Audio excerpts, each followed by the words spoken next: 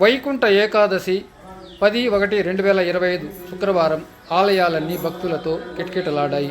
తంబలపల్లి శ్రీ కోదండ రామాలయంలో ఏర్పాటు చేసిన వైకుంఠ ద్వారం స్వామివారి దర్శనం, పూజారి శ్రీనివాసులు స్వామివారికి ప్రత్యేక పూజలు నిర్వహించి స్వామివారి తీర్థ ప్రసాదాలను భక్తులకు అందజేశారు.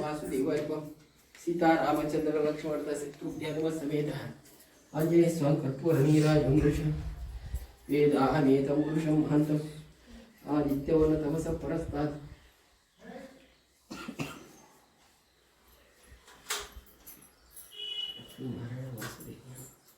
నమస్కారం చేసుకోండి.